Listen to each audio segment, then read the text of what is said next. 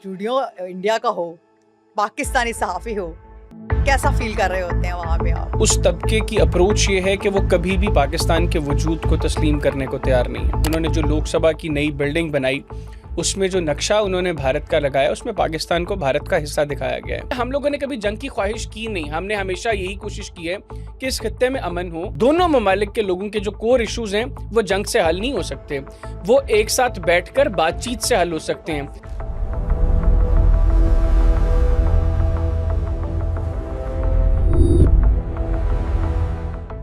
आजकल बहुत ज़्यादा ट्रेंडिंग में काकरोच जनता पार्टी बहुत ज़्यादा इन हुई है। जेन ज़ी ने इस चीज़ को इंट्रोड्यूस करवाया है। भारतीय सुप्रीम कोर्ट के जो चीफ जस्टिस हैं सूर्यकांत, ये बुनियादी तौर पर मोदी के तलवे चाटते हैं। इसका मकसद ये है कि हर वो काम करो जिससे मोदी को फायदा हो, हर वो काम करो जिसमें भारत में ऑपोजिशन मजीद सप्रेस हो। बुनियादी तौर पर ये एक बबल है जो फट रहा है, और जब ये मुकम्मल फटेगा तो लोगों को पता चलेगा कि कैसे बेड़ा गर्क किया उस घटिया शख्स ने भारत का। तो सूर्यकांत ने बुनियादी तौर पर यह किया कि शाह से वफादारी के चक्कर में बेरोजगार नौजवानों को उनसे मुतालिक रिमार्क्स पास किया कि ये कॉकरोचेस हैं।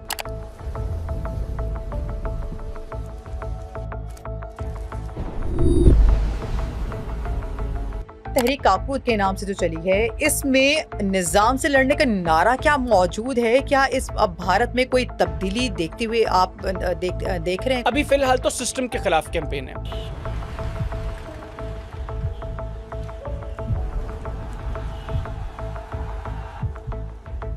लिटरली जो इंडियंस मुझसे समहाउ कनेक्टेड है, वो उनसे कहते हैं कि अगर हम लोग पाकिस्तान के लिए कुछ ऐसे अल्फाज बोलते तो हमें घरों से उठा लिया जाता, हमारी ख़वातीन को लेके चले जाते हैं और हमारे घर पे अटैक किए जाते हैं। एक ऐसा माहौल बना दो नफरत का, जिसमें अगर कोई शख्स मोदी के खिलाफ बात करे तो उसको गद्दार क्या जाहिलों का तबका है, उसमें एक अप्रोच डेवलप की है। हर वक्त पाकिस्तान से नफरत की बात, ये मुसलमान अगर कुछ कर रहा है तो इसका तरक्की के रास्ते में रुकावट बनो। दुबई एयर शो में जब उनका तेजस गिरा और उनका एक विंग कमांडर जो है वो उस हादसे के अंदर हलाक हुआ, मैंने उसकी भी फैमिली के साथ जो है वो इजहार ताज़ियत किया प्रोग्राम के अंदर, और मैंने कहा कि जंग में तुम्हारा मेरा मुकाबला है, जंग में मैं तुम्हें ठोकूंगा पूरा, लेकिन अगर इस तरह के हालात में तुम्हारा कोई नुकसान है तो मैं तुम्हारे नुकसान पर खुश नहीं हूँ। क्या मोदी के दौरे इसराइल वजह बना था भारत अपनी खारिजा पॉलिसी को जंग की दौरान मैनेज करने में? पहला दौरा जो है वो एप्स्टीन के अंदर उसका जिक्र है। अस्सलामुअलैकुम, आप देख रहे हैं सुकून डिजिटल और मैं हूं आपकी होस्ट महरीन इफ्तिखार। नाजरीन, आज हमारा जो टॉपिक है ना, वो काफ़ी ज़्यादा आजकल ना बहुत ट्रेंडिंग में चल रहा है। जिन भारतीय मीडिया पर पाकिस्तान का दिफा कैसे मुमकिन है। सोचें, आप अकेले हैं, सामने 5 लोग हैं, सबके हाथ में माइक है, सबका मकसद एक है, आपको गलत साबित करना। कैमरा ऑन है, पूरी दुनिया देख रही है आपको, और आपको 30 सेकंड में पाकिस्तान का केस लड़ना है। ये कोई फिल्म नहीं है, ये रोज का सीन है हैदर हयात खान का, जो पाकिस्तानी सहाफ़ी जो इंडियन मीडिया के स्टूडियो में जाकर फैक्ट्स एंड फिगर्स से उनका ही बयानिया उल्ट कर देते हैं। आज हम उनसे पूछेंगे उन्हें डरने लगता, हिकमत अमली उनकी क्या होती है, और सबसे बढ़कर इतना दमदार लहजा कैसे उनके सामने आ जाता है। क्योंकि जंग सिर्फ सरहद पर नहीं लड़ी जाती, जंग बयानिए से भी होती है। और आज हम इसी जंग के ऐसे सिपाही से बात कर रहे हैं। अस्सलाम वालेकुम हैदर, कैसे हैं आप? वालेकुम अस्सलाम, अल्लाह का करम, आप खैरियत से हैं? ठीक ठाक हैं? अल्हम्दुलिल्लाह। स्टूडियो इंडिया का हो, पाकिस्तानी सहाफ़ी हो, कैसा फील कर रहे होते हैं वहाँ पे आप? देखें, जिस तरह आपने खुद कहा, इंडिया पाकिस्तान, बहरहाल हम लोग तो जब पैदा हुए तब से हम लोगों को पता है कि हमारा एक जो दुश्मन है वो भारत है। और सेकेंडली हम लोगों ने देखा है कि मौजूदा हुकूमत जो भारत में इस वक्त बरसर इक़्तिदार है, उस तबके की अप्रोच ये है कि वो कभी भी पाकिस्तान के वजूद को तस्लीम करने को तैयार नहीं है। वो हमेशा आपको उनकी तरफ से ऐसी वाइब्स मिलेंगी, ऐसी स्टेटमेंट्स वो लोग देते हैं। इवन उन्होंने जो लोकसभा की नई बिल्डिंग बनाई, उसमें जो नक्शा उन्होंने भारत का लगाया, उसमें पाकिस्तान को भारत का हिस्सा दिखाया गया है। वो कहते तो हैं भी, अब आम डिस्कशन में वो कह रहे होते हैं कि ये हमारा हिस्सा और ये कल को फिर हमारे साथ होगा। तो जो शैतानी टोला वहां पर, मैं कहता हूँ ये शैतानी टोला बरसर इक़्तिदार है, वो आपके वजूद को तस्लीम करने को तैयार नहीं है, तो फिर आपको इसी तरह उनको जवाब देना होता है। मैंने आगाज़ में जब भारतीय चैनल्स पर जाना शुरू किया को 5-6 साल कबल, तो मेरी अप्रोच वही होती थी जो यहाँ पर हम जिस तरह गुफ्तगू करते हैं कि आपने कोई बात की, अगर आपको किसी ने रोका है, टोका है, हम खामोश हो जाते थे। और उनकी बात सुनकर फिर उसको उसका जवाब रिस्पॉन्ड देते थे। करते थे। लेकिन फिर मैंने ग्रेजुअली महसूस किया कि इसका फ़ायदा कोई नहीं है। मेरी अप्रोच क्या होती थी कि मेरे एंड से कोई चीज़ ख़राब नहीं जानी चाहिए। हम लोग पॉजिटिव इंटेंट के साथ जाएँ, क्योंकि हम लोगों ने कभी जंग की ख्वाहिश की नहीं। हमने हमेशा यही कोशिश की है कि इस खित्ते में अमन हो। यहाँ पर दोनों ममालिक के लोगों के जो कोर इश्यूज़ हैं, वो जंग से हल नहीं हो सकते। वो एक साथ बैठकर बातचीत से हल हो टेबल सकते टॉक हैं। से हो सकता लेकिन जब एक शैतानी टोला वहाँ पर हो, जो आपके वजूद को, आपको तस्लीम करने को तैयार ना हो, है। फिर ग्रेजुअली मैंने महसूस किया कि उनके साथ इस तरह बात करने का फ़ायदा नहीं है। सेकेंडली, जब जब हमने तमीज़ से, अदब से, प्यार से, मोहब्बत से उनसे बात की, उन्होंने हमेशा यही समझा कि शायद उन्होंने स्नब कर दिया हमें। तो फिर अंदर एक मैंने ब्रेक भी ली, मैंने जाना छोड़ दिया। फिर मैंने महसूस किया कि नहीं, एक तो मैंने एक अपॉर्चुनिटी मिस की है, जो मुझे अपॉर्चुनिटी इंडियन अपने मीडिया मुल्क के को थ्रू रिप्रेजेंट करने रिप्रेजेंट करने की, फिर इंडियन ऑडियंस को एड्रेस करने की। तो फिर मैंने सोचा कि अब अगर मैं दोबारा जाऊंगा तो मैं इस अप्रोच के साथ नहीं जाऊंगा कि चीज़ें अच्छे नोट पर आगे बढ़े। फिर जैसा मुंह होगा वैसी चपेट होगी। अगर कोई अच्छे अंदाज में बात करेगा, उसको उससे ज़्यादा अच्छे अंदाज में जवाब दूंगा। लेकिन अगर कोई बदतमीजी करेगा, कोई घटिया ज़बान इस्तेमाल करेगा, तो उससे ज़्यादा घटिया ज़बान उसके लिए इस्तेमाल होगी। अगर कोई आप पर किसी तरह का कोई अटैक करेगा, वो ईंट का जवाब एक पत्थर से देने वाला काम नहीं मैं करता। मैं कहता हूँ ईंट का जवाब मैं 3 पत्थरों से दूंगा तुम्हें, क्योंकि तुम मेरे दुश्मन हो, तुम मेरे वजूद को तस्लीम करने को तैयार नहीं हो। फिर बस ये चीज़ें चल रही हैं, और वो कहते हैं ना, चाका खुलने की बात होती है, चाका खुल चल गया गया। और अब जो है वो चल रहा है सिलसिला। सिलसिला चल रहा है। अच्छा हैदर, आजकल बहुत ज़्यादा ट्रेंडिंग में काकरोच जनता पार्टी बहुत ज़्यादा इन हुई है। जेन ज़ी ने इस चीज़ को इंट्रोड्यूस करवाया है। आप क्या समझते हैं कि जो मूदी-गूदी मीडिया है, वो उससे जान छुड़वाना चाह रहे हैं, जो सिचुएशन उन्होंने वहाँ पे क्रिएट की है, और बेसिकली ये इस जो काकरोच जनता पार्टी को जनरेट करने का या इंट्रोड्यूस करवाने के, ट्रेंड में लाने का उनका मकसद ये था कि भई जितने भी बेरोज़गार लोग हैं ना, वो हमारे किसी काम के नहीं है। मतलब कि वो उन्होंने फिर कह दिया, फिर ठीक है, फिर हम लोग अगर किसी काम का नहीं, तो फिर तो हम सर्वाइवल ही कर रहे हैं ना, फिर हम कॉकरोचेस की तरह सर्वाइवल कर लेते हैं। वो तो किसी भी बम वगैरह या किसी भी ऐसी सिचुएशन में भी ना वो जिंदा ही रहते हैं। तो आप इस बारे में क्या कहेंगे? देखिए, कॉकरोच जनता पार्टी का जो बैकग्राउंड है वो बड़ा इंटरेस्टिंग है। भारतीय सुप्रीम कोर्ट के जो चीफ जस्टिस हैं सूर्यकांत, अच्छा। ये बुनियादी तौर पर मोदी के तलवे चाटता ही उसका मुलाजिम है, उसके पेरोल पर है। और इसका मकसद ये है कि हर वो काम करो जिससे मोदी को फ़ायदा हो, हर वो काम करो जिसमें भारत में अपोजिशन मज़ीद सप्रेस हो, हर वो काम करो जिससे वहाँ पर माइनॉरिटीज़ के ऊपर जो मोदी हुकूमत का एजेंडा है ज़मीन तंग करने का, उसको कैरी किया जाए। आपने मल्टीपल ऐसे केसेस देखे हमने, जहाँ पर जो सालों पुरानी मसाजिद थी उनको शहीद करने शहीद के कर दिए फैसले। गए। इवन एक जो चीफ जस्टिस था सूर्यकांत से पहले, वो शख्स था जिसने बाबरी मस्जिद से मुतल्लिक जो फैसला था उसको तहरीर किया था। सिर्फ इस बात के इनाम में उसको भारतीय सुप्रीम कोर्ट का चीफ जस्टिस लगा दिया गया।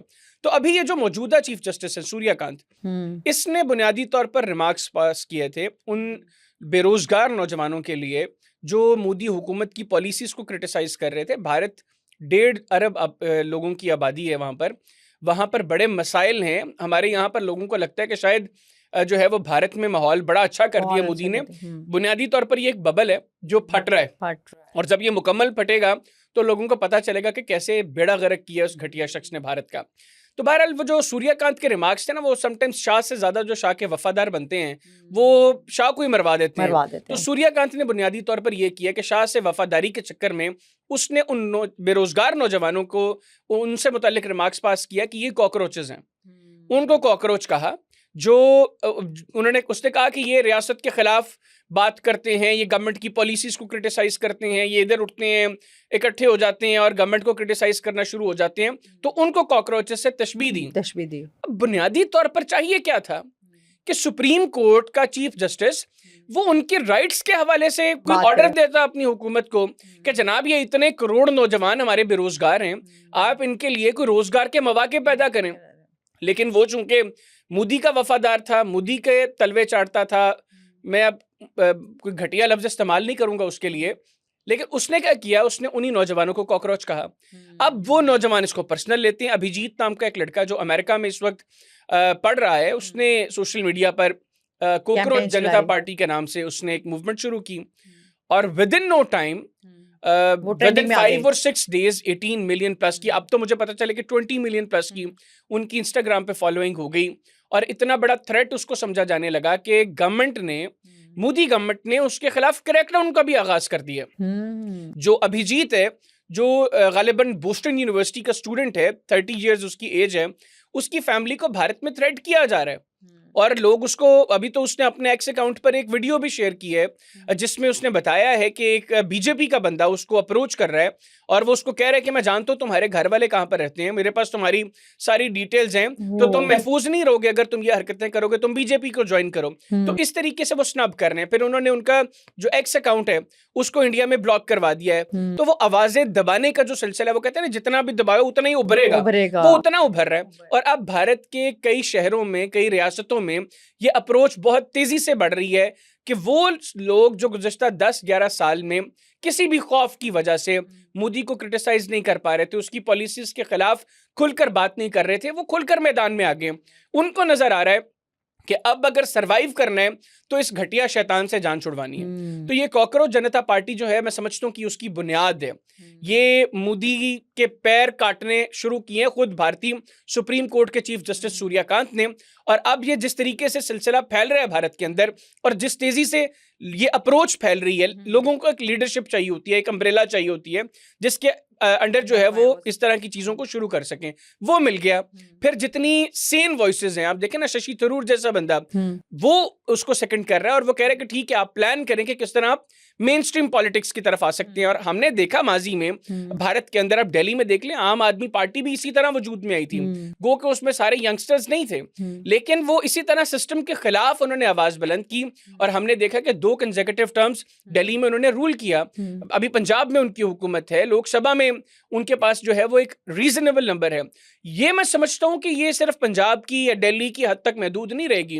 अगर ये कॉकरोच जनता पार्टी बाकायदा तौर पर अमली सियासत में आती है तो हम देखेंगे कि भारत की हर स्टेट में और ज्यादा इनका जोर होगा उस स्टेट में जहां पर बीजेपी की गवर्नमेंट है। आप उत्तर प्रदेश में देखेंगे, आप बिहार में देखेंगे, आप दिल्ली में देखेंगे, आप महाराष्ट्र में देखेंगे कि ये लोग, ये नौजवान जिनके लिए रियासत ने कुछ नहीं किया, जिनके ऊपर खर्च किए जाने वाला पैसा रियासत ने अपनी अय्याशियों में उड़ा दिया, जो 40 अरब डॉलर की रफाल डील कर ली, कभी इससे पहले जो है वो कोई डिफेंस के ऊपर आपने जो है वो सैकड़ों अरब डॉलर्स खर्च कर दिए और उसका भी कोई फायदा नहीं पहुंचाया भारत को और इन नौजवानों के लिए कुछ नहीं किया। 70 करोड़ भारतीयों के पास वॉशरूम की फैसिलिटी नहीं है। तो अब आप अंदाजा लगाएं कि वहां पर लोग जो हैं, जो एक चेहरा गोदी मीडिया भारत का दिखाता है, असल भारत वो नहीं है। भारत वो है जो अप्रोच अब बुनियादी तौर पर ये इंडिकेट क्या कर रहा है कि इतनी तेजी से आप देखें, बीजेपी की इंस्टाग्राम पे फॉलोइंग 8.8 मिलियन की है। बीजेपी की एक तारीख है, आपने 11-12 साल में देखा कि मैक्सिमम रिसोर्सेस को उन्होंने यूटिलाइज किया मोदी की प्रोजेक्शन में, बीजेपी की प्रोजेक्शन में। फिर इंडियन नेशनल कांग्रेस की एक तारीख है, तकरीबन 13 मिलियन की फॉलोइंग उनकी है। लेकिन एक ऐसी जमात जो अभी बाकायदा तौर पर, अमली तौर पर सियासत में नहीं आई, सिर्फ अपनी स्टेट के इन कामों के खिलाफ, उनकी पॉलिसीज के खिलाफ वो एक आवाज बनते हैं छुड़वाने के लिए। और 7 दिनों में, सिर्फ 7 दिनों में वो 20 मिलियन प्लस की फॉलोइंग है। ये इंडिकेट कर रहा है कि भारत का नौजवान, वो अपनी हुकूमत के साथ उसकी कोई एसोसिएशन नहीं है। भारत का नौजवान अपनी हुकूमत को इस काबिल नहीं समझता, वो नहीं समझता कि ये घटिया शैतान जो भारत में बरसर इक़्तिदार है, ये इस काबिल है कि ये 1.5 अरब भारतीयों के फैसले करे। तो मुझे तो मुस्तकबिल में ये दिखाई दे रहा है कि अगर ये ज्यादा उनको स्नब करने की कोशिश करेगी इंडियन गवर्नमेंट, जिस तरह क्रैकडाउन शुरू हो चुके हैं, ये ज्यादा क्रैकडाउन करेंगे तो एक ऐसी तहरीक भारत में उठेगी जो मोदी को उसकी वो चिता की आग में झोंक के फिर जो है वो आगे बढ़ेगी। और अगर ये नहीं करता तो मोदी का सियासी मुस्तकबिल जो है वो खत्म हो चुका है। अच्छा, कॉकरोच पार्टी के हवाले से बात करेंगे कि मंशूर को, जो कॉकरोच पार्टी का जो मंशूर है, वो ये बात बहुत ज़्यादा हाईलाइट की जा रही है कि ये किसी चीफ जस्टिस को राज्यसभा की जो है सीट नहीं मिलनी चाहिए। क्या वाकई भारत में जजेस को असेंबली सीट का लालच देकर इंसाफ की होली खेली जाती है? देखिए, मैंने आपको बताया ना कि भारत में इस वक्त जो सिर्फ सुप्रीम कोर्ट की बात नहीं है, उनके जितने भी बड़े इदारे हैं उनमें उन लोगों को सरबराह तैनात किया जा रहा है जो मोदी के पेरोल पर हैं, जो मोदी को प्रोटेक्ट करने के लिए सब कुछ करते हैं। तो बिल्कुल ये वो लोग समझते हैं कि अगर आप अपनी जुडिशरी में उन लोगों को भर्ती करेंगे या उन लोगों को आगे लेकर आएंगे जिनको आपने ये अंडरस्टैंडिंग भी है कि मुस्तकबिल में जब ये रिटायर होंगे तो बीजेपी या कोई भी और पॉलिटिकल पार्टी ये इनको कहीं ना कहीं एडजस्ट करेगी पॉलिटिकली या अदरवाइज। तो ये चीज़ें ख़त्म होनी चाहिए, आपके ये इंटरेस्ट नहीं होने चाहिए। आप इस चीज़ पर पाबंदी आयद करें ताकि एक जज को या किसी भी इदारे के सरबराह को पता हो कि मेरी प्राइमरी ड्यूटी जो है मैंने सिर्फ वही सर्व करना है। अगर आप उसको लालच देंगे कि ठीक है तुम अभी हमारे लिए ये काम करो, कल को हम तुम्हें ये इस तरीके से सर्व करेंगे, तो वो उसके इंटरेस्ट जो हैं वो और होंगे, फिर वो अपना असल काम नहीं करेगा। तो कॉकरोच जनता पार्टी वाले यही चाहते हैं कि भारत में अगर आपने किसी को सुप्रीम कोर्ट का जज बनाया है या किसी को सुप्रीम कोर्ट का चीफ जस्टिस बनाया है तो उसको इस चीज का एहसास होना चाहिए कि मेरी प्राइमरी रिस्पॉन्सिबिलिटी इंसाफ देना है। मेरी रिस्पॉन्सिबिलिटी हुकूमत के तलवे चाटना नहीं है। मेरी रिस्पॉन्सिबिलिटी है कि अगर मेरे दरवाजे तक कोई चीज पहुंचा है तो मैंने उस पे उसको इंसाफ देना है, मैंने ये मेक श्योर करना है कि मुल्क में रूल ऑफ लॉ हो। मेरी रिस्पॉन्सिबिलिटी ये नहीं है कि अगर कोई रियासत के किसी पॉलिसी के खिलाफ उठ खड़ा हुआ है तो मैंने उसको स्नब करना है, मैंने उसको कॉकरोच करना है। तो ये बुनियादी तौर पर गुस्सा है अवाम का हुकूमत के खिलाफ, सिस्टम के खिलाफ, इंस्टीट्यूशंस के खिलाफ। और ये गुस्सा जिस तेजी से फैल रहा है ये 11-12 साल से दबा हुआ था।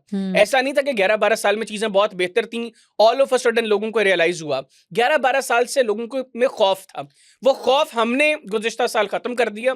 शिकस्त पाकिस्तान ने दी, खौफ के पुत भारत में टूट गए। उन लोगों के जो 11 साल से खामोश थे, उन्होंने कहा कि भाई तुमने झूठ बोला, तुमने फरेब किया, मक्कारी की, तुमने मीडिया का इस्तेमाल किया, तुमने अपनी काली करतूतों पर पर्दे डालने की कोशिश की, लेकिन हम जानते हैं कि तुम जाहिल हो, तुम घटिया हो, तुम शैतान हो, तुम इस काबिल नहीं हो कि तुम इक्तदार में रहते हुए 1.5 अरब लोगों के मुस्तकबिल का फैसला करो। और तुम्हारे जो मिसएडवेंचर्स हैं वो इस पूरे खित्ते को किसी न किसी मसले की तरफ। अच्छा, ये जो चीज़ है ना, कैंपेन है, काफ़ी ट्रेंडिंग में आ गई और इसके बाद ना उन्होंने इस चीज़ को कवर करने के लिए पाकिस्तान को बीच में ड्रैग कर लिया। ठीक है, उन्होंने अपने नौजवानों के दरमियान माइंड में ये माइंड सेट में उन्होंने बात डालने पर शुरू कर दी कि ये ISI की तरफ से ना ऐसी चीज़ें की जा रही हैं। अगर ये तहरीक जो है वो शुरू करवाई गई कि ऐसे इल्ज़ाम से भारतीय नौजवान डर जाएंगे या मोदी के लिए मजीद मसाइल पैदा होंगे। देखें, ये पुराना रवायती अंदाज है मोदी हुकूमत का कि कोई कुछ भी हो पाकिस्तान पे वो उसका इल्जाम डाल देते हैं पाकिस्तान पे। और अब इससे भारतीय भी तंग आ चुके हैं। वो भी कहते हैं कि यार तुम क्यों इस तरीके की प्रोजेक्शन करते हो हर चीज में। मोदी को बहरहाल अपने पॉलिटिकल नैरेटिव को सर्व करने के लिए ये सूट करता है कि हर वक्त इंडिया पाकिस्तान की बात हो। और हमने देखा कि भारतीय मीडिया पर इंडियन इश्यूज डिस्कस नहीं होते, वहां पर हर वक्त इंडिया पाकिस्तान की डिबेट चल रही होती है। तो ये जो अब नैरेटिव वहां से आ रहा है कि कॉकरोच जनता पार्टी जो है ये पाकिस्तान की तरफ से है, तो मैं समझता हूँ कि डूब के मर जाना चाहिए मोदी को कि अगर ISI ने कुछ किया है, पाकिस्तान ने कुछ किया है, तो 2 करोड़ से ज्यादा भारतीय उस कैंपेन में आ चुके हैं। तो फिर अंदाजा लगा लो कि वो 2 करोड़ से ज्यादा भारतीय ISI को पसंद करते हैं। वो 2 करोड़ से ज्यादा भारतीय अगर ISI के कहने पर कॉकरोच जनता पार्टी में शामिल हुए तो तुम अंदाजा लगाओ कि फिर पाकिस्तान क्या क्या कुछ इन्होंने कभी कहा। धुरंधर के अंदर आप देखें ना, ये करते क्या है, ये जो धर जैसे घटिया लोग हैं ना, ये वो ध्रुव राठी कहता था कि ये चाटू नहीं है, महा चाटू है मोदी के। तो ये घटिया लोग करते क्या हैं, ये इसी अंदाज पे काम करते हैं। अब मोदी ने जिस वक्त भारत के अंदर ये डीमोनेटाइजेशन की, इन्होंने उसको भी ISI के साथ रिलेट कर दिया। अब रिकॉर्ड ये कहता है कि डीमोनेटाइजेशन के वक्त जो फेक करेंसी भारत से बरामद हुई वो करोड़ों में थी। इन्होंने कहा जी 60,000 अरब की फेक करेंसी पाकिस्तान ने इंजेक्ट करने की कोशिश की थी, जिससे भारतीय इकोनॉमी जो है उसको खतरा होता, लिहाजा मोदी ने डीमोनेटाइजेशन का फैसला किया। अब आप अंदाजा लगाएं कि पाकिस्तान, इसका मतलब है कि इतना पावरफुल है कि पाकिस्तान की वजह से आपको डीमोनेटाइजेशन करना पड़ेगी। पाकिस्तान इतना ताकतवर है कि 2 करोड़ भारतीयों को, 2 करोड़ भारतीय नौजवानों को, नौजवान मुस्तकबिल होता है, उसने अपने साथ उसको एंगेज कर लिया। तो भारत का नौजवान अब समझता है कि अब इस फरेब में नहीं आना, अब इस शैतानी हरकतों के ऊपर जो है वो हमने मोदी का साथ नहीं देना। इसने हर वक्त धोखा दिया, हर बार धोखा दिया है। और ये कुछ भी भारत के लिए नहीं कर रहा, ये अडानी को सर्व कर रहे, ये अंबानी को सर्व कर रहे, ये अपने उन लोगों को जिन्होंने भारत का बेड़ा गर्क किया है, ये उनको सर्व कर। और बुनियादी तौर पर वो ये जान चुके हैं कि इसकी अप्रोच ही नहीं है कुछ पॉजिटिव करने की। ये मतलब पॉजिटिव करने के लिए आपके यहाँ पर दिमाग होना जरूरी है। जो RSS की छतरी से निकला हुआ हो, जो एक इंतहा पसंद अप्रोच से निकला हो, जो खुद उस इंतहा पसंद सोच का प्रचार करता हो, वो क्या पॉजिटिव बात करेगा? तो ये भारत के नौजवान समझते हैं कि ये सारा प्रोपेगेंडा है, और ये बातें करके, इस तरह का नैरेटिव देके बीजेपी खुद को मजीद कमजोर साबित कर रही है, भारतीय इदारों को मजीद कमजोर साबित कर रही है। तो वो करते रहे, हमारी जूती की नोक पर है वो, जो जिस मर्जी चीज का इल्जाम लगाए अच्छा, पाकिस्तान पर। भारत में ना मजहबी कौमियत और सूबाइयत की जो बुनियाद है ना, वो बहुत कई अलहदा पसंद तहरीकें वहाँ पे इस हवाले से मौजूद हैं जो रियासत के खिलाफ हैं। लेकिन ये तहरीक काकरोच जो पार्टी है के नाम से जो चली है, इसमें निज़ाम से लड़ने का नारा क्या मौजूद है? क्या इस अब भारत में कोई तब्दीली देखते हुए आप देख रहे हैं कोई इसमें, इस हवाले से भी कोई तब्दीली देखिए, आएगी? अभी एज ऑफ नाउ चूंकि ये पॉलिटिकली एक्टिव नहीं हुए, अभी तो ये हाँ, कैंपेन है, है। तो हमें नहीं पता कि इनका मुस्तकबिल क्या है। हाँ। ये आया जो है वो फॉर्मली को पॉलिटिकल एक्टिविटीज में शामिल मोटिव्स होते इनके हैं, क्या-क्या होंगे? ये अपनी को पॉलिटिकल पार्टी रजिस्टर करवाते हैं, बाकायदा कोई पॉलिटिकल मूवमेंट का आगाज होता है। हुँ। अभी फिलहाल तो सिस्टम के खिलाफ कैंपेन है, अच्छा। भारतीय हुकूमत के खिलाफ कैंपेन है, उनकी गलत पॉलिसीज के खिलाफ कैंपेन है, नौजवानों के हक में कैंपेन है एज ऑफ नाउ। अभी पॉलिटिकल इनका फ्यूचर क्या है, ये इन लोगों ने खुद डिसाइड करना है। हाँ, जिस तेजी से इनको वहां पर जो है वो पॉपुलैरिटी मिल रही है, जिस तेजी से लोग इनके साथ खुद को इन्वॉल्व कर रहे हैं, वो तो इंडिकेट करता है कि अगर ये सियासत में आते हैं, तो मैं नहीं कहता कि ये आते ही जो है वो भारत में इक़्तिदार में आ जाएंगे, लेकिन हम ये जरूर देखेंगे कि भारत में पॉलिटिकली जो भी अगला सेटअप होगा, उसमें एक अच्छा नंबर इन लोगों का हो सकता है। और उसमें हमने देखा ना, शशि थरूर का मैंने जिक्र किया, और बहुत से लोग हैं।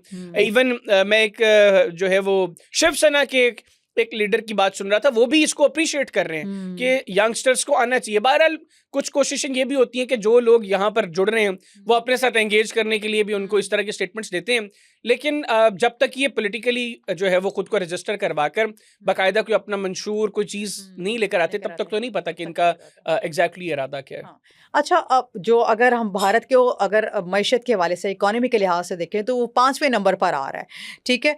और दूसरी तरफ अगर हम देखें तो वहाँ पे बेरोज़गारी दिन ब दिन बढ़ती जा रही है। तो ये क्या है कि मतलब आप इकोनॉमी के लिहाज से देखें तो 5वें नंबर पर आ रहे हैं, और बेरोज़गारी को देखें तो आप तो माशाल्लाह से, सुभान अल्लाह से, तो वहाँ पे नौजवानों का आपने ऐसे हाल देख रहे हैं कि वो कैंपेन्स निकाल रहे हैं अपनी कि बेरोज़गार हैं, कि बेहतर है कि आप हमें काकरोच कह दें या कुछ भी ऐसे कह दें। ये क्या है?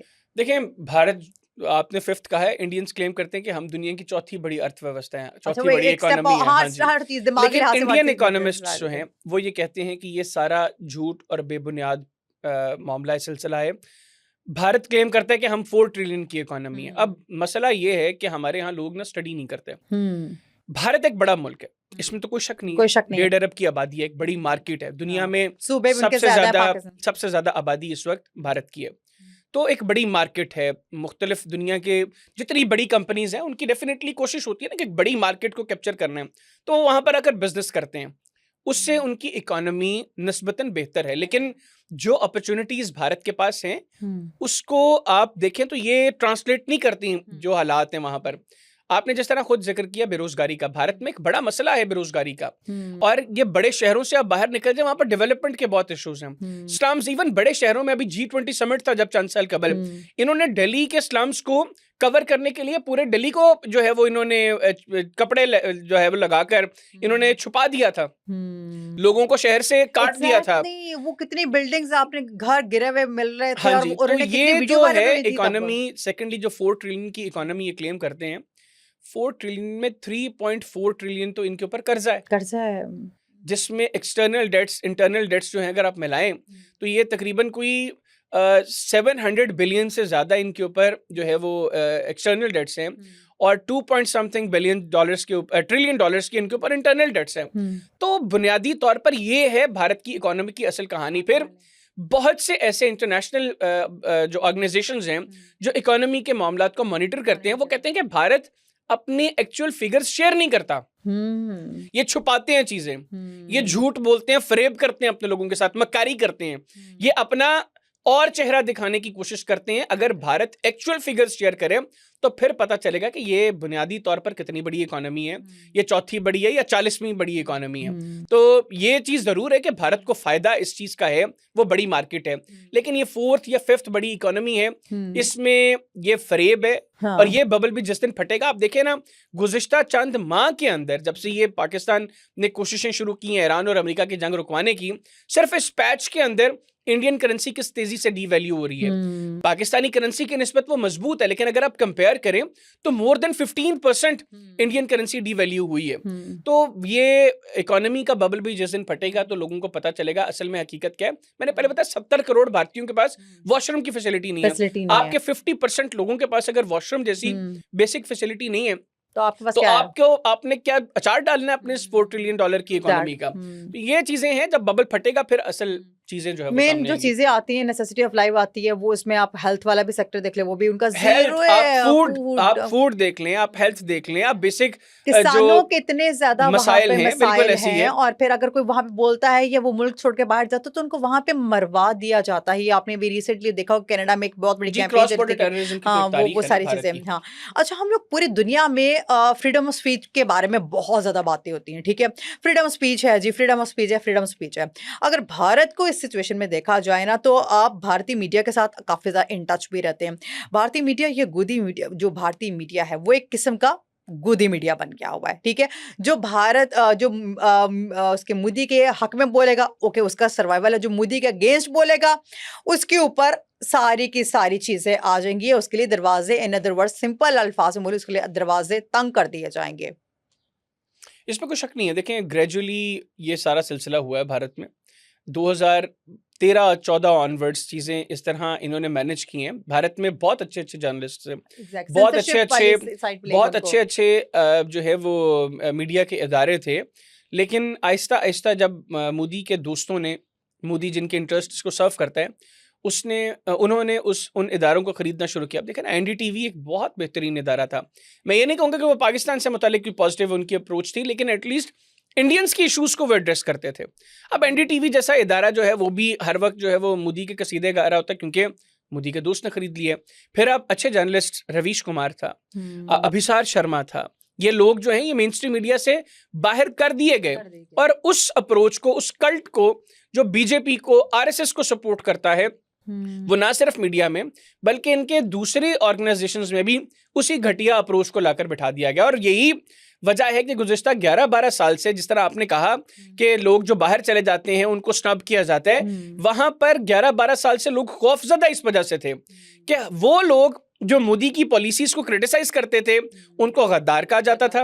वो नौजवान जो अपने हुकूक के लिए आवाज बुलंद करते हैं उनको आईएसआई का एजेंट कहा जाता था, और कहा जाता था कि तुम पाकिस्तान चले जाओ। अगर किसी मुसलमान के ऊपर जुल्म हुआ है, मॉब लिंचिंग हुई है, उसकी फैमिली आवाज उठाती थी। किसी खातून को, मुसलमान खातून को जाते हुए उसके बुरके को खींचा जाता था, उसको बेपर्दा किया जाता था, किसी मुसलमान बुजुर्ग की दाढ़ी खींची जाती थी, और अगर उसके ऊपर कोई 2 बंदे बात करते थे तो उनको कहा जाता था तुम पाकिस्तान दफा हो जाओ, तुम्हारे लिए यहाँ पर जगह नहीं है। वहां पे तो इतने बुरे हालात हैं कि पाकिस्तान इंडिया का मैच होता है, हम लोग कितने ज्यादा खुश होते हैं। हम लोग तो बिल्कुल, हमारा सिनेरियो ऐसा होता है कि हम लोग मीज लगाते हैं, हम एंजॉय करते हैं।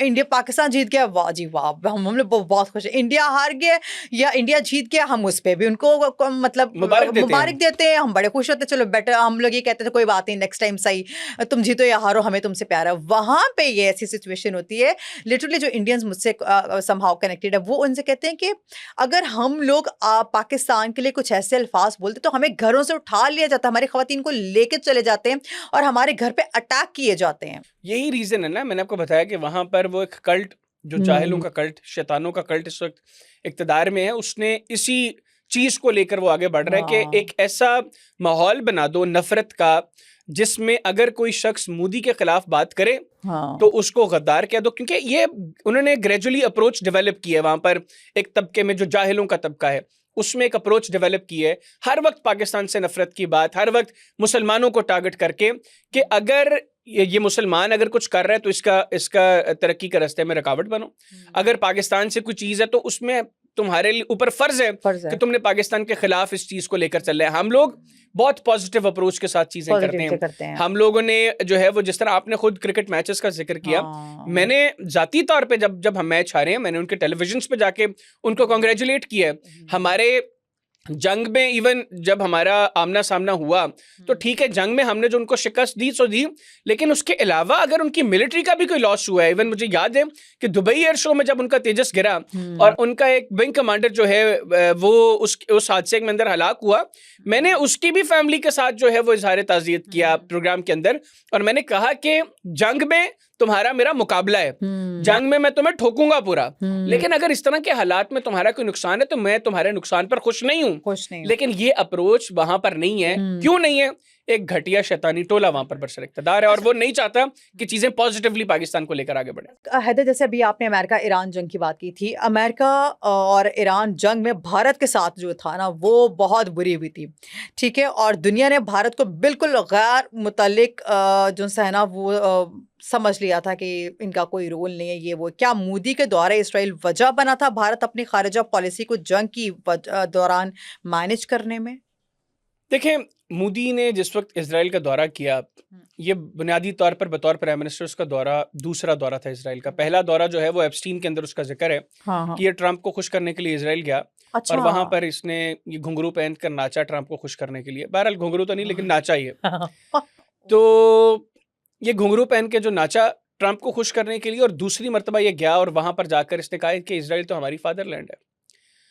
अब आप उसको फादरलैंड कह रहे हो, आप उसके इंटरेस्ट को सर्व करने की बात कर रहे हो, और ऐसे क्रिटिकल टाइम पर आप वहां पर विजिट कर रहे हो।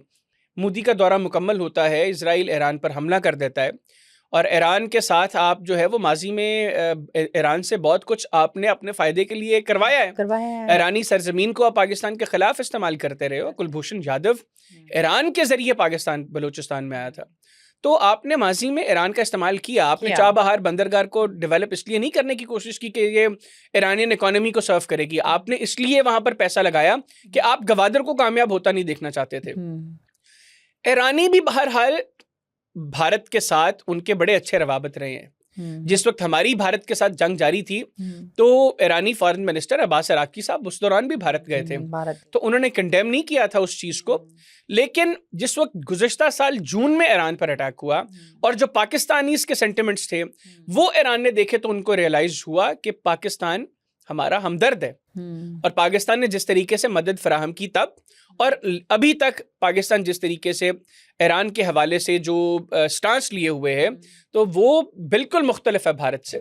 भारत ने तो एक सीधी लाइन ले ली, अपनी चीज क्लियर कर दी कि हम अपने फादरलैंड के साथ खड़े हैं। तो वो जो दौरा था उसके बाद चीजें क्लियर थी। फिर मोदी की पर्सनैलिटी ऐसी है कि उसको कोई ट्रस्ट करने को तैयार नहीं।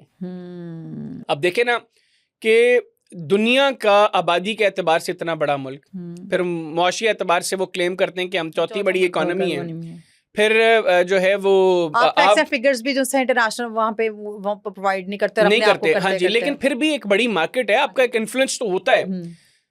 कोई आपसे मुशावरत करना भी मुनासिब ना समझे। आपने कहा 11-12 साल कि आइसोलेट कर दिया हमने पाकिस्तान को, हमने कॉर्नर कर दिया पाकिस्तान को, और आज आपके लोग कह रहे हैं कि पाकिस्तान को आइसोलेट करने के चक्कर में आप खुद आइसोलेट हो गए हैं। आप कहते हैं मैं विश्व मित्र हूँ, हाँ। मैं दुनिया में सबका दोस्त हूँ, तो विश्व मित्र का आलम यह है कि विश्व में दूर खित्ते में कोई मित्र नहीं है उसका कोई हमसाया उसका मित्र नहीं है। बांग्लादेश के साथ भारत के ताल्लुकात खराब, भूटान के साथ भारत के ताल्लुकात खराब, नेपाल के साथ भारत के ताल्लुकात खराब, श्रीलंका के साथ भारत के ताल्लुकात खराब, म्यांमार के साथ भारत के ताल्लुकात खराब, चीन के साथ भारत के ताल्लुकात खराब, पाकिस्तान के साथ भारत के ताल्लुकात खराब। तो घटिया आदमी तुम कैसे विश्व मित्र हो जिसका खित्ते में कोई मित्र नहीं है, कोई दोस्त नहीं है। तो ये जो चीजें हैं ये दुनिया में तो सब देख रहे हैं। फिर गुज़िश्ता साल जब हम लोगों ने जंग में भारत को शिकस्त दी, हमारा मिलिट्री मसल दुनिया ने देखा, बिलखुसूस वेस्ट में अप्रोच ये थी कि जब कभी पाकिस्तान और भारत का मुकाबला होगा, जंग में होंगे ये दोनों ममालिक, तो Bharat within no time Pakistan को शिकस्त दे देगा। उनको नजर आ रहा था कि अददी बर्तरी भारत के पास है, इनके पास जो नंबर है इनकी फौज का वो पाकिस्तान में के अफवाज के नंबर के मुकाबले में 2 गुना से भी ज्यादा है। उनको नजर आ रहा था कि इनके पास फाइटर जेट्स पाकिस्तानी फिजाइया के निस्बत 2 गुना से ज्यादा है, इनकी नेवी पाकिस्तान की नेवी से 3 गुना बड़ी है, इनका डिफेंस बजट पाकिस्तान के डिफेंस बजट से 10 गुना ज्यादा है। तो वो यही अप्रोच रखे हुए थे, लेकिन उनको अंदाजा नहीं था कि पाकिस्तान के पास स्ट्रेटजी है, जज्बा है, और हमने लिमिटेड रिसोर्सेज के साथ अपने आप को जिस तरीके से तैयार किया है, ये ऐसे घटिया लोग हमारा मुकाबला नहीं कर सकते। और जब हमने मिलिट्री मसल दिखाया अपना, दुनिया को पाकिस्तान को देखने का जाविया तब्दील हुआ और सिमिलरली भारत को देखने का जाविया भी तब्दील हुआ। वहां से सिलसिला शुरू होते हैं और फिर अल्टीमेटली ईरान यूएस वॉर में भारत ने कोशिश की, इन्होंने वाशिंगटन से कांटेक्ट किया कि हम मीडिएशन के लिए आगे आते हैं, वहां से शट अप कॉल मिली और हमें कुछ कहने की जरूरत नहीं पड़ी। हमारा तो ब्रांड एम्बेसडर अमेरिका का सदर है, जो किसी दौर में मोदी कहता था my best friend Donald Trump, तो वो जो डोनाल्ड ट्रंप साहब है, he is the brand ambassador of Pakistan these days. तो कभी कहते हैं कि Pakistan shot 7 beautiful planes of India, और कभी वो पाकिस्तान के फील्ड मार्शल को कहते हैं कि field marshal Asim Munir is my favourite field marshal, कभी वो पाकिस्तान के प्राइम मिनिस्टर की तारीफ कर रहे हैं। तो ये अप्रोच अब वेस्ट में भी थी, अमेरिका में भी थी कि ये घटिया शख्स इस काबिल नहीं है कि इस पर ट्रस्ट किया जाए। फिर बहरहाल जब आप अपना मिलिट्री मसल दिखा दें, लोगों को अंदाजा होता है आपकी ताकत का, और आपकी ताकत से भी लोग आपके इन्फ्लुएंस में आते हैं। फिर पाकिस्तान का जो पॉजिटिव किरदार रहा, पाकिस्तान के ऊपर प्रेशर था कि पाकिस्तान एक साइड ले, पाकिस्तान ने साइड नहीं ली किसी की, पाकिस्तान न्यूट्रल कैपेसिटी में, उसने अगर ईरान पर हुए हमलों को कंडेम किया तो ईरान की जानिब से मशरिक वस्ता के ममालिक पर किए जाने वाले हमलों को भी कंडेम किया। ये एक पॉजिटिव पोजीशन थी जिसको ईरान ने भी अंडरस्टैंड किया। तो अल्हम्दुलिल्लाह आज हमारा मिलिट्री मसल दुनिया देख चुकी है, डिप्लोमेटिकली हम जो कर रहे हैं सारी दुनिया हमारी तरफ देख रही है। तो हम इंशाल्लाह उम्मीद भी है कि हम एक अच्छा जो है वो इसमें कंक्लूजन भी इस पूरी जंग का निकालने में कामयाब होंगे। तो भारत हर एतबार से एक्सपोज हुआ है। अच्छा, बहुत सी अफवाहें गर्म हैं कि भारत इसराइल और यूएई के गठजोड़ के हवाले से क्या मुत्तहिदा अरब अमारात अरब मुल्कों से अलग होकर इसराइल के साथ ब्लॉक बना लेगा? देखिए, एज ऑफ नाउ यूएई की पोजीशन यही है कि अरब ममालिक में अगर कोई इजरायली इंटरेस्ट्स को, मैं नहीं कहूँगा कि डायरेक्टली, इनडायरेक्टली भी अगर उनको फैसिलिटेट कर रहा है तो वो यूएई है। अच्छा। और अब तो बहुत सी खबरें ये भी हैं कि यूएई को अपना सोफिस्टिकेटेड जो सिस्टम्स हैं, डिफेंस रिलेटेड सिस्टम्स, वो भी इसराइल ने प्रोवाइड किए हैं। फिर रिसेंटली इस घटिया शैतान ने यूएई का दौरा भी किया है, मोदी ने, और एक के बाद एक खबर जो है वो मुत्तहिदा अरब अमारात ना चाहते हुए इजराइल से आ भी रही हैं कि दौरान जंग किस तरह कौन कौन शख्स जो है वो इजराइल से यूएई का दौरा कर चुका है। तो अगर तो यूएई रियलाइज करता है कि ये एक ऐसा गठजोड़ होगा जो यूएई के मुस्तकबिल को तारीकी में बदल देगा, तो मैं नहीं समझता कि यूएई ऐसा कोई गलत फैसला ले। वहाँ पर लीडरशिप जो है वो अपने लोगों के, अपनी रियासत के इंटरेस्ट में फैसले लेगी, लेकिन अगर वो कोई गलती करते हैं तो फिर अल्टीमेटली खुमियाजा भुगतना पड़ेगा। आज इजराइल क्या चाहता है? इजराइल चाहता है कि ईरान पर ये जंग जो इजराइल ने और अमेरिका ने मुसल्लत की है, जो मिस एडवेंचर है जिसकी वजह से पूरी दुनिया मुतासर है, ये जंग ख़त्म ना हो, ईरान का मजीद नुकसान हो, ईरान में मजीद तबाही जो है वो पहुंचाई जाए। और अगर उसके लिए यूएई को दोबारा इस्तेमाल किया जाता है तो कोई इस धोखे में ना रहे। और ये क्लियर अप्रोच है ईरान की कि इजराइल के बाद अगर सबसे ज्यादा कोई डैमेज होगा तो वो यूएई होगा। आज तक यूएई मुतासर हुआ है ना, उनकी रियल एस्टेट जो है वो गिर गई, टूरिज्म वहाँ की मुतासर हो गई, तेल वो जो पहले बेच रहे थे अब वो आधा तेल भी नहीं बेच पा रहे।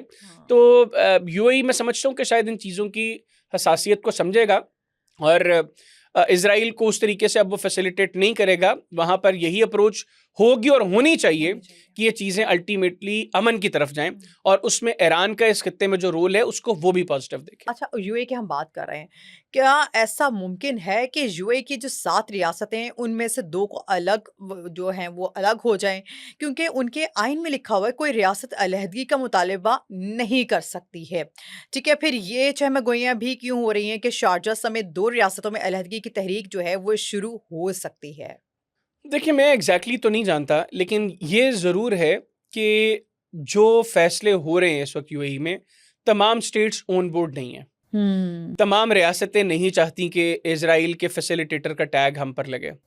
वो चाहते हैं कि हम अच्छे तरीके से इस रीजन के अंदर सरवाइव करें, और उसमें वो इजराइल को जो है वो उस तरीके से अपने साथ नहीं कैरी करना चाहते। तो यहाँ तक तो बात ठीक है, बाकी आगे वहां पर कोई तहरीक उठती है या नहीं, उसका फैसला तो वहां के लोगों ने करना है। मुझे जो चीज दिखाई दे रही है वो यही है कि वो सात रियासतें हाँ। इसराइल के हवाले से और ईरान के हवाले से शायद एक पेज पर नहीं है। ओके। अच्छा, इसी वाले से बात करेंगे पाकिस्तान को लेके, यूएई को लेके। पाकिस्तान और यूएई के ताल्लुकात में भी सर्द मोहरी देखी जा रही है और कुछ लोगों ने इल्ज़ाम लगाया कि उन्हें दुबई से पाकिस्तान होने की बुनियाद पर निकाला जा रहा है। और गो के जो पाकिस्तानी दफ्तर ख़ारिजा ने इस बात की तरदीद की और उन्होंने इन मामलात, आप इस सारी सिचुएशन को कैसे देखते हैं? देखिए, यूएई और पाकिस्तान के बड़े पुराने ताल्लुकात हैं। हमने यूएई को इस स्टेज तक जहां पर आज यूएई खड़ा है पहुंचाने में हमने बहुत मदद की है। हमने उनकी एयरलाइंस इस्टेब्लिश की। हमने अदरवाइज हमारी जो लेबर थी, आज जो बड़ी बड़ी इमारतें हैं उनमें, उन इमारतों की बुनियादों में हमारी लेबर का खून है।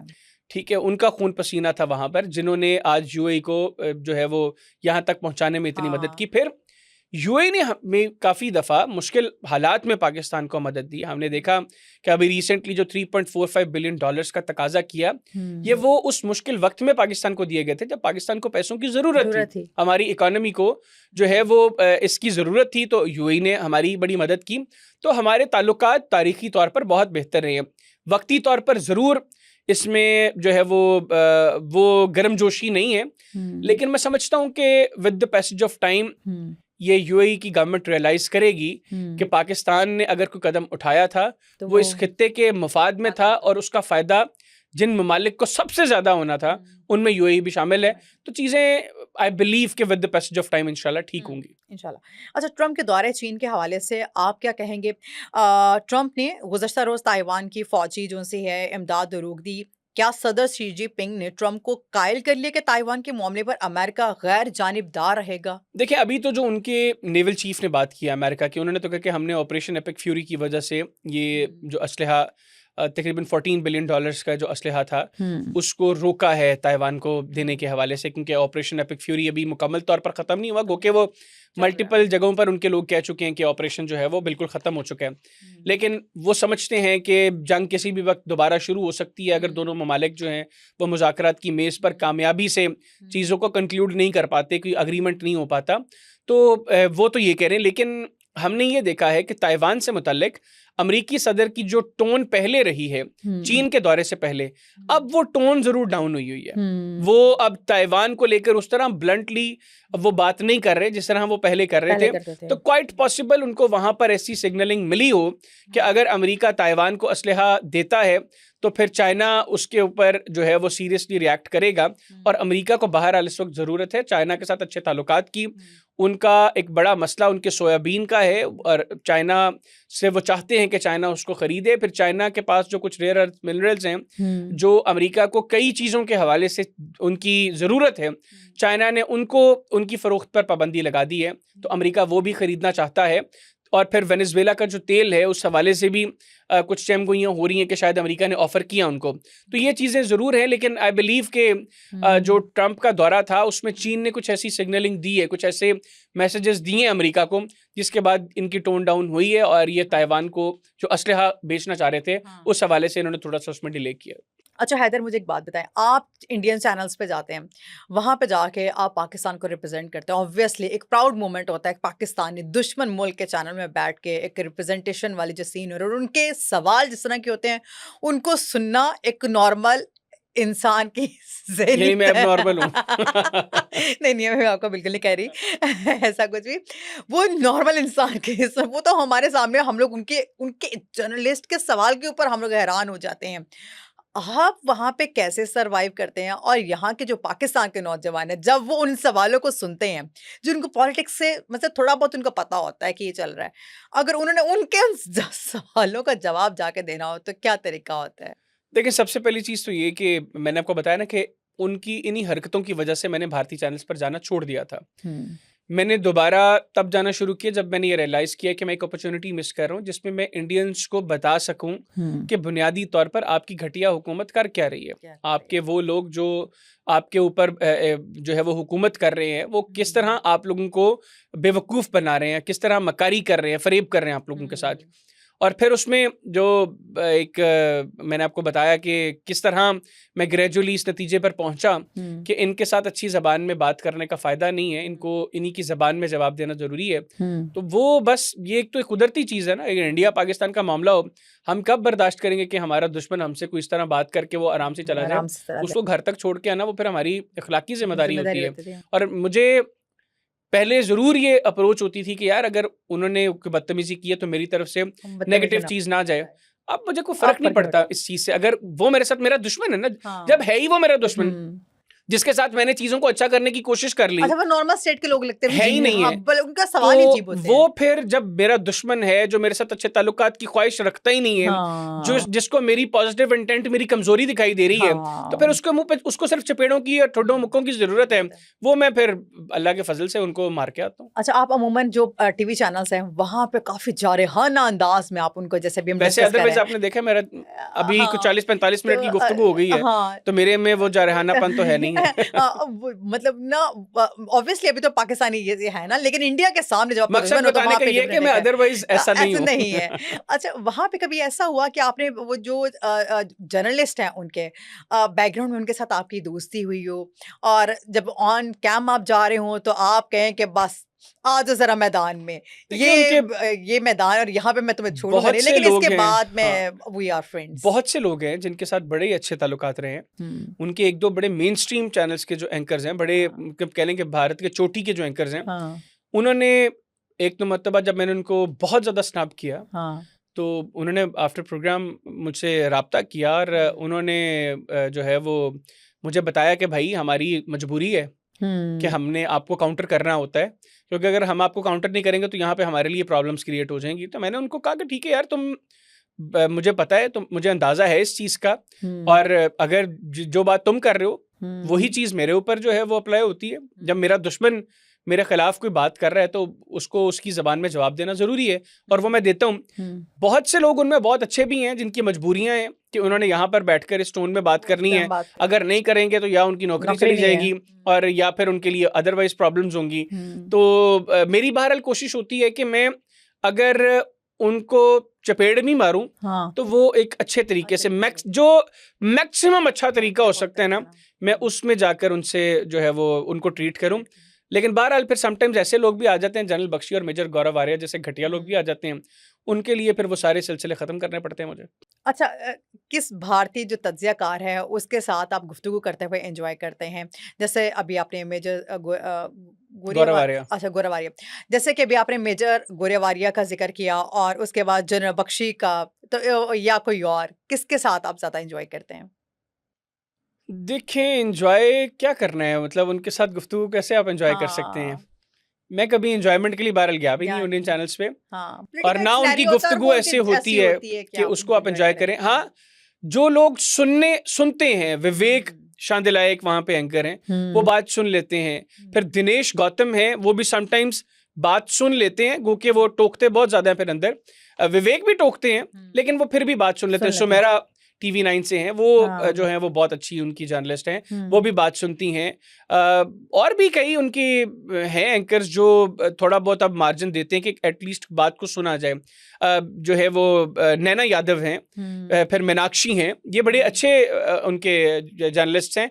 गो के ठीक है, एज एन इंडियन वो जो काम कर रहे हैं मैं उसको नहीं करता कि वो हमारी को साइड लें, मैं उनसे कोई एक्सपेक्ट भी ऐसा नहीं करता, लेकिन बहरहाल ये बाकियों के निस्बत बहुत बेहतर काम कर रहे हैं। बाकी कभी मैंने एंजॉय तो नहीं किया उनके साथ प्रोग्राम्स में जाके, कोई ऐसी अच्छी गुफ्तगू हो रही हो तो फिर तो जरूर, जिस तरह मेरे अपने प्रोग्राम्स में प्रवीण सानी साहब आते रहे हैं, मैंने उनके साथ गुफ्तगू बहुत एंजॉय की है। मेरे प्रोग्राम में कर्नल शैलेंद्र आते रहे, गो के वो थोड़ा दूसरे टोन के हैं, लेकिन वो चूंकि मेरा प्रोग्राम होता है तो मैं उसको कैरी अच्छे अंदाज में करता हूँ। जनरल राजन कोचर बहुत बेहतरीन, हमेशा मजा आया उनके साथ बात करके, गो के वो अपने मुल्क का स्टांस लेकर चलते हैं लेकिन अच्छे अंदाज में गुफ्तगू करते हैं। तो बहुत से अच्छे लोग हैं जिनके साथ वहां पर चीजें हुई हैं, लेकिन वो अनफॉर्चुनेटली उनके चैनल से ज्यादा मेरे पास जब वो आकर बात कर रहे होते हैं मेरे चैनल पे, तो वहां पर गुफ्तगू हमारी ज्यादा अच्छी हो जाती है। अच्छा कभी आपने पंजाबी जुगतों का वहां पे इस तरह से जैसे जैसे होती है, सिचुएशन क्रिएट हो जाती है, अक्सर आपने देखा होगा कि वहाँ पे उनके क्लिप्स भी ऐसे निकल रहे होते हैं जहाँ पे पंजाबी जुगतों का मतलब एक्सचेंज ऑफ हो रही होती है। कभी आपने वहाँ पे ऐसा कुछ सिनेरियो क्रिएट किया और कौन से एंकर के साथ या कौन से एनालिस्ट के साथ आपने ऐसा किया और उसके बाद आपको कहता है यार ये जान ही छुड़वाओ इससे, भागो यहाँ से, नहीं, क्या ऐसे ऐसी जुगतों चीज़ है? वाला तो काम कभी हुआ नहीं वहाँ पे। हाँ, जुगतें बड़ा कभी एक दूसरे सीरियस को है। मारी भी नहीं। जो यहाँ पर चीज़ें कुछ बहुत वायरल हुई, हाँ, उसके पीछे एक बैकग्राउंड था पूरा, अच्छा। और उस बैकग्राउंड में कुछ ऐसी गुफ्तगू हुई होती है कि चीज़ें हाँ। उस नहज पर गई होती हैं। जैसे मेजर गौरव आर्या को अगर मैंने गालियाँ दी थी, तो हुँ। उससे पहले उसने पाकिस्तान को गालियाँ निकाली थी। हाँ। तो या जनरल सेना को अगर मैंने गालियाँ निकाली थी, उससे पहले जनरल सेना ने 2 मर्तबा मुझे गाली निकाली थी और उनकी एंकर ने नहीं रोका था उसको। और मैंने फिर भी कोशिश की थी कि अच्छे अंदाज़ में एंड जवाब इट्स दूँ अ रिस्पांसिबिलिटी ऑफ एन एंकर कि टू वो स्टॉप, रोके उसको। और उसके अगर उसने नहीं ड्यूटी रोका, है मैंने उसकी है। पहले मैं हाँ। रुका रहा हूँ कि शायद ये एंकर रोकेगी। वो खातून एंकर थी, चित्रा त्रिपाठी। चाहे वो ये एंकर मेल ये जेंडर का तो यहाँ पे आता नहीं, यहाँ पे प्रोफेशनलिज्म आता है हाँ कि जी। आपने अपने टीवी पे क्या नहीं, लेकिन रिप्रेजेंट बहरहाल करना है। जो मर्द एंकर हैं वो और तरह करते हैं, लेकिन हाँ, खवातीन जो है वो खवातीन तरह बहरहाल इस चीज़ को पसंद नहीं पसंद करती। नहीं करती हैं। तो चित्रा ने नहीं रोका जब जनरल सेना ने पहली मर्तबा मुझे गाली दी, हम्म, और मैंने इंतज़ार किया। ये मैंने पहली रुकेंगे। दफ़ा फौरी तौर पर रिस्पॉन्ड नहीं किया कि शायद हाँ। चित्रा रोकेगी। जब दूसरी मर्तबा उसने गाली दी और चित्रा ने नहीं रोका, तो फिर अब वो मुझे गाली देके हाँ, आराम they से should तो be ना ready बैठता। for our response और as फिर well. आप बिलीव करेंगे कि जब मैंने गालियाँ उसको निकाली, हाँ। मुझे इंडियन उसी चैनल से कॉल आई। उन्होंने कहा कि सर आपने बहुत अच्छा किया।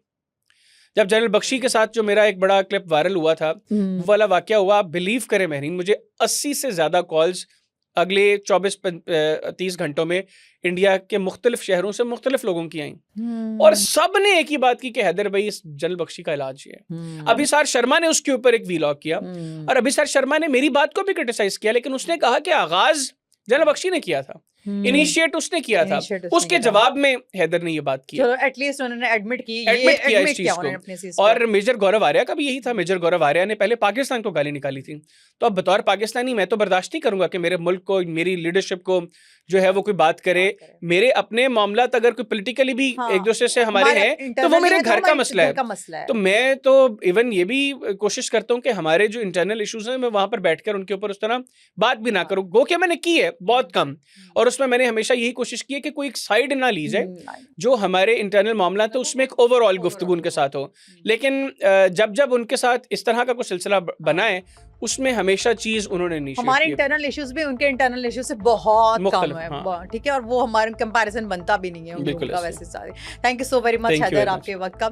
आई होप सो कि ये आज का जो पॉडकास्ट है आप सब लोगों के लिए बहुत ज़्यादा इंफॉर्मेटिव होगा। वो सब लोग जो ये अभी जो रिसेंटली ट्रेंडिंग में चीज़ें चल रही हैं, उस लिहाज से भी आप लोगों को समझ आ गया क्योंकि बेसिकली ये है क्या, स्टोरी क्या है, जिन लोगों को नहीं पता था उनको भी पता चल गया होगा। इंशाल्लाह नेक्स्ट एपिसोड में फिर हाजिर होंगे। टिल देन टेक केयर, अल्लाह हाफिज़।